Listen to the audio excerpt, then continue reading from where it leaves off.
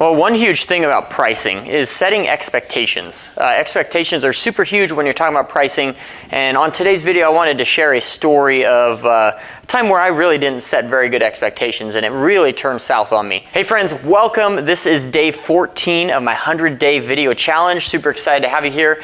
I am basically, for the next 100 business days, I am making one YouTube video a day. And the whole thought process is to kind of go back to when I first started out in this business, which was January 1st, 2017, and tell stories that I messed up on, things that I didn't do right, things I did right, money that I lost, money that I made, in hopes to try and shine some light on the handyman business and industry for people that are interested in getting into that or growing in that. So today is Thursday, September 21st, 2023. So we've been doing this handyman business for about 6 years now. I now have a team of 6 employees.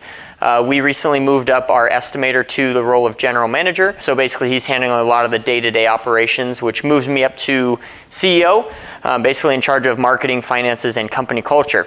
And it was actually really interesting because I was taking my daughter to school this morning and she was asking me what I do at work. And I told her, I said, well, I'm in charge of marketing, finances, and company culture.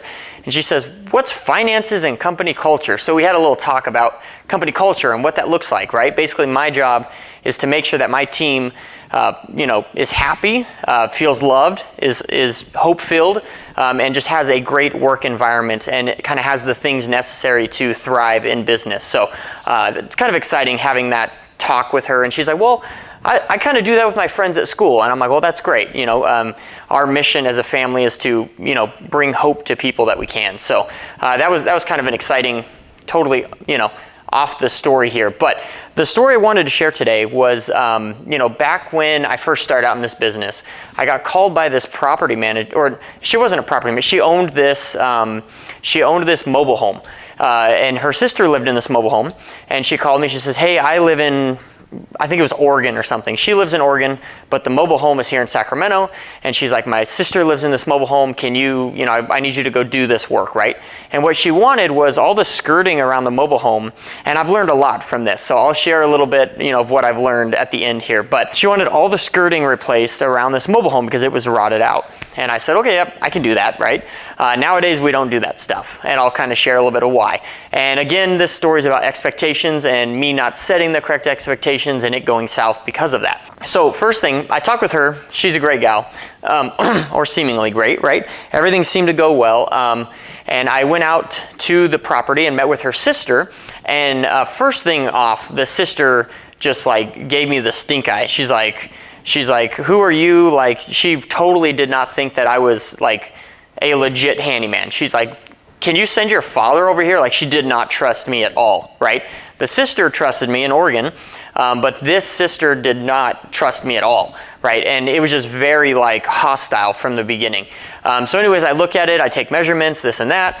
And so I give her an estimate. I don't even remember how I did it, but I think I did it either over Google Docs, because that's how I was running it at the time, or verbally, which is a big mistake, right?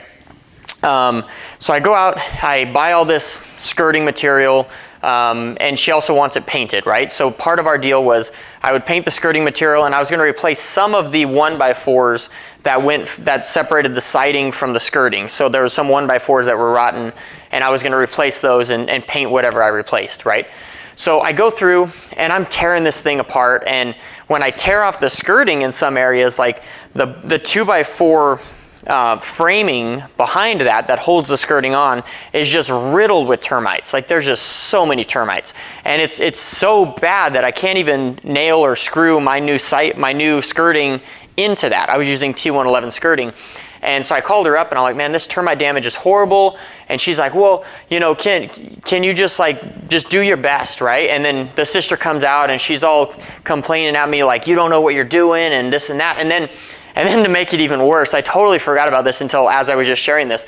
But to make it even worse, at this mobile home, there was like the mobile home handyman, right? There was this guy that lived at the mobile home, and he was just everyone's handyman. He's like, he would do everyone's handyman work. He came over when I had this, but remember, this is 2017. I'm still very new to the business. I'm still very insecure. I have a lot of struggles. I'm not totally sure about myself, right?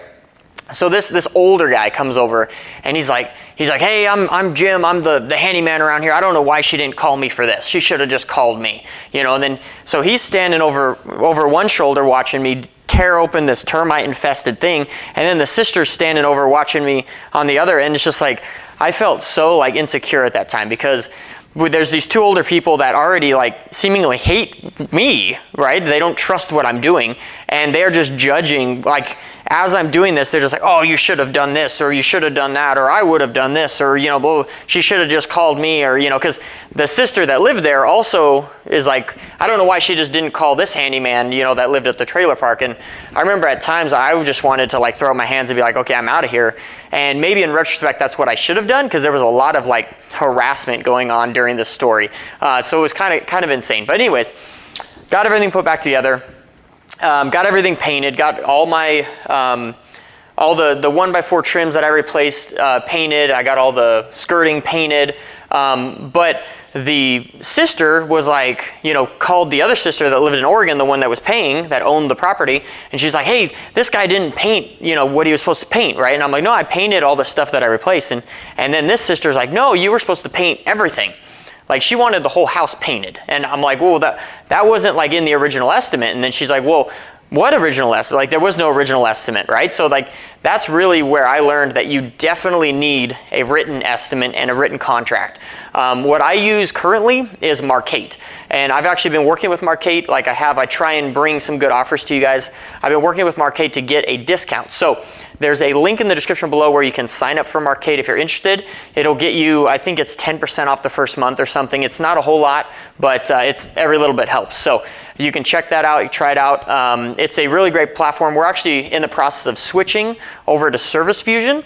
I would recommend when you first start out to go with Marcate. Marcate is great for kind of the guys starting up and getting the ball rolling. It's what I used for years, probably the last 4.5, 5 years I've been using Marcate. We're switching to Service Fusion for more of the reporting functionality, because now that we have a general manager, we need him to be able to kind of pull reports at a whim to kind of get a snapshot of how the business is doing. And Marcate doesn't necessarily do very well in those functionalities. Service Fusion does. So I'm excited about that. But that's definitely when I learned that you need a contract, you need a written estimate, you need a signed estimate, and you need to have good verbal communication skills. So a few things that we've learned and things that we've implemented. We don't work for people that are out of state. So people that are out of state that need work done here, we don't do that stuff. Right? You can get a property manager to do that. There's different types of handyman to do that. We don't really do that. We work for, you could say, owner livers, people that own a place and actually live there. But we also do work for rentals. So if people live, in the town and they have rentals in the town, we definitely will do that. But if someone owns a property and it's like a family member's living there or something like that, we don't do it. Another thing is we do not work on mobile homes. So we have instilled that. We got some pushback when we first kind of instilled that rule. One lady kind of left us a bad review, and she's like, oh, you guys are discriminating against people that live in mobile homes and this and that. It's like, no, that's not the thing. Like, it has nothing to do with the person living there. It has to do with, like, mobile homes just aren't built like homes. So we typically don't want to work on them. So every time we've worked on a mobile home, it's kind of gone south. That's just kind of what we've learned from that. Another thing is we always write up an estimate with a good description of the work that we're doing, and then we always have the client sign that estimate so that there is good communication on both parties to know exactly what we're doing when we're doing it. And another thing that we do is we make we have been requiring deposits for work, because another thing that happened during this story was because of this whole pushback from the sisters, like, oh, he didn't do his paint, he didn't paint everything, and I'm like, no, I did paint everything. There was a lot of confusion, and it took this lady about a month and a half to actually pay me, because she was withholding payment until her sister was satisfied. And then she kind of came around to the fact that, like, okay, my sister's not going to be satisfied in this and that, so she ended up paying me. But it was like, it was really like mentally taxing. Like, those are the jobs that, it was physically taxing because it's like I wanted to finish the job, this and that, but it was mentally and emotionally taxing because I had these two people kind of talking over me, kind of verbally, emotionally abusing, whatever you want to call it. Don't want to get too emotional here, but and then it was also just like mentally taxing because it was like I was getting into stuff that I had never gotten into before. I was being like called out on the type of work that I'm doing. I didn't have a written estimate. I didn't have proper communication.